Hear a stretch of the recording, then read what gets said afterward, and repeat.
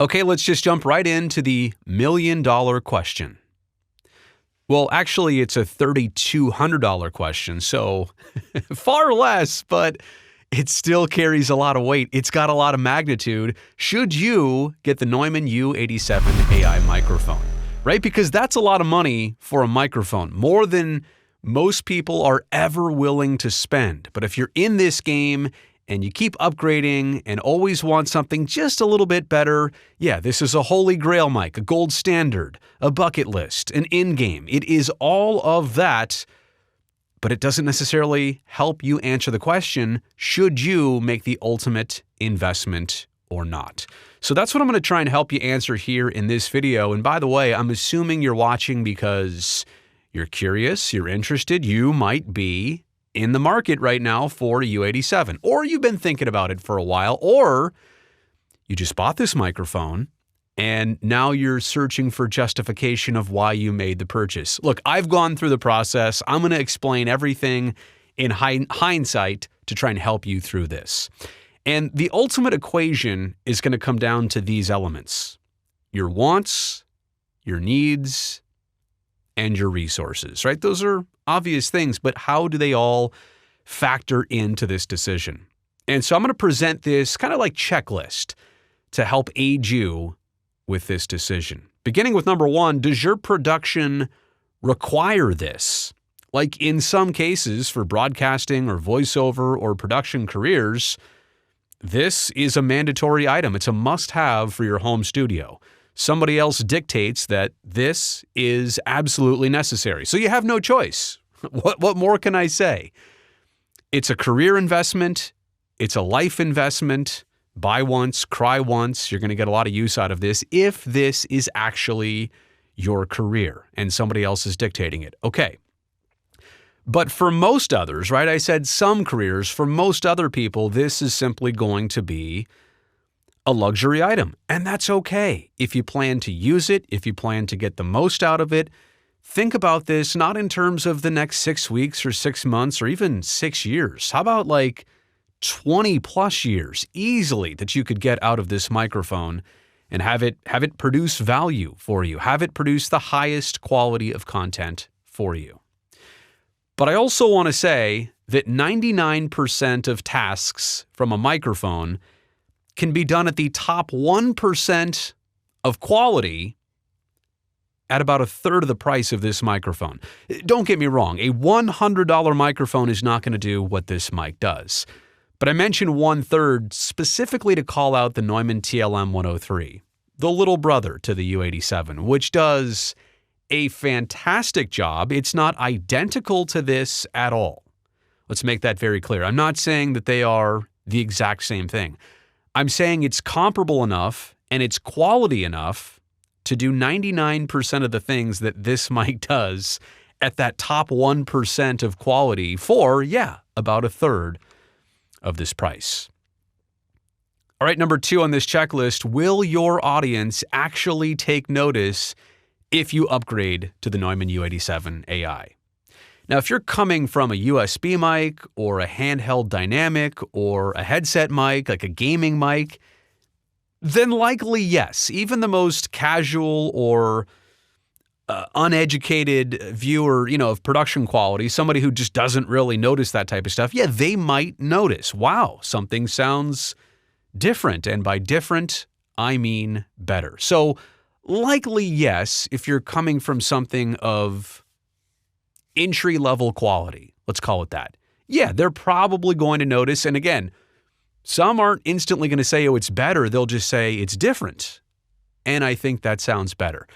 A lot of people, though, will say, all of a sudden, your show, your podcast, your YouTube, it sounds a lot better. That's understandable. But if you're upgrading from a different studio condenser, a caliber and quality of microphone, or even a shotgun mic, the MKH416, the MKH50, and you're coming to this U87Ai, likely no. Not even the most educated of ears is going to say, oh, I notice a world of difference. This is so much bigger and better. I'm glad you spent all that extra money.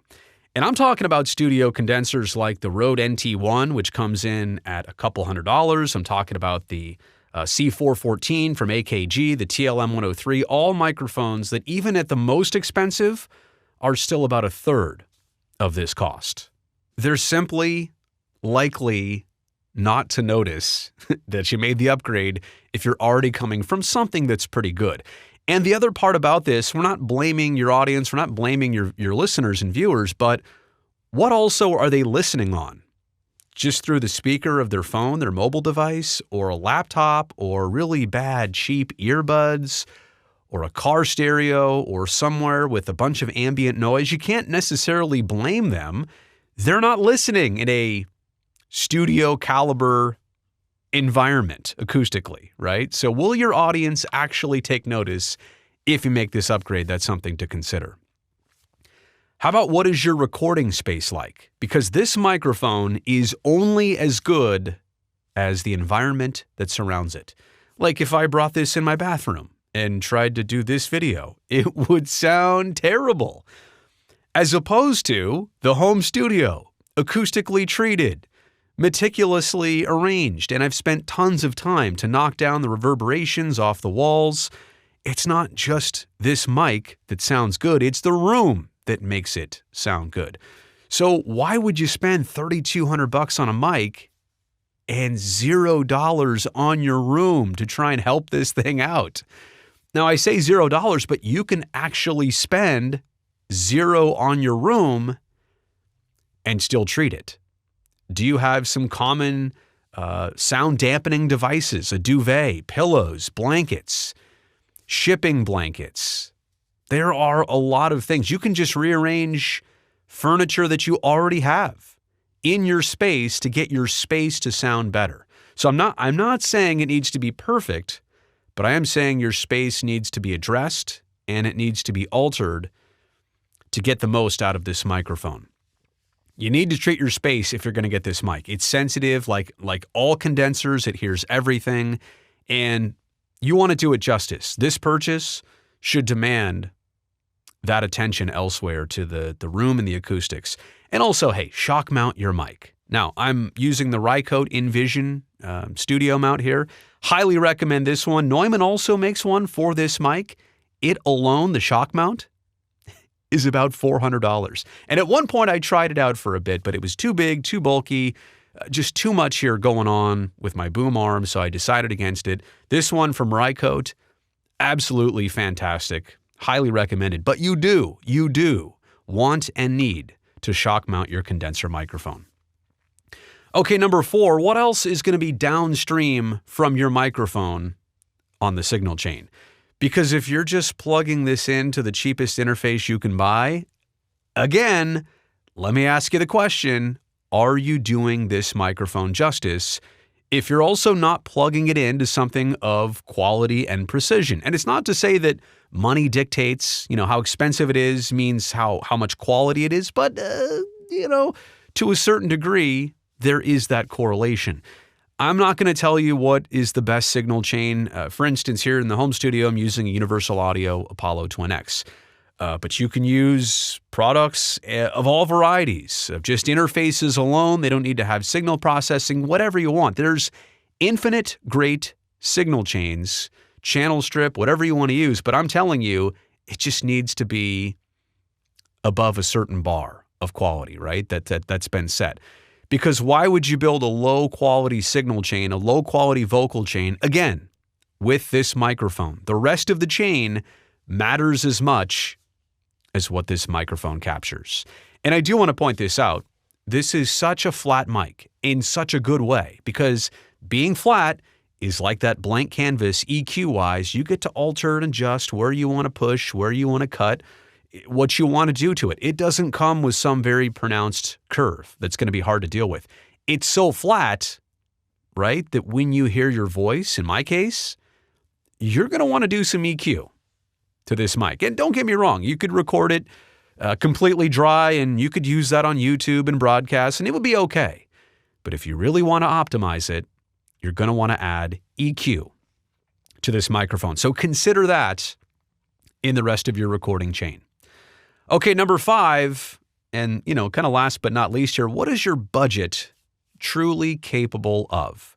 Now, I want to spell this out, right? For most people, and $3,200, like on a microphone, that's a lot. That's a decision that's going to keep a lot of people thinking for a while before they actually execute on it. But let me just offer this advice. There's rarely perfect timing. Now, when I got this mic, it was the beginning of 2020, and I knew I would be in the home studio here a lot.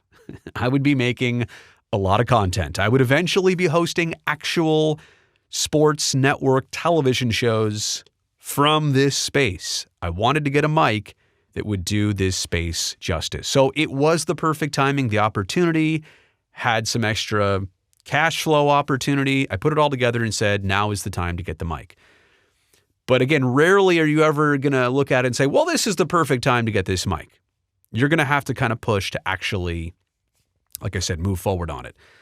The best decision you could make on this for me is not spur of the moment. I'm glad you're watching this video. I don't want you to make this decision in 20 seconds. I want you to think about this, reevaluate, consider how you'd use it, measure how you already do things. How would you implement this? Your best decision will be made over time. And also this, would you rather buy 4 different $800 mics? I don't really like this. This one doesn't get me. This one's not getting me where I want. I don't like this one as much as the U87.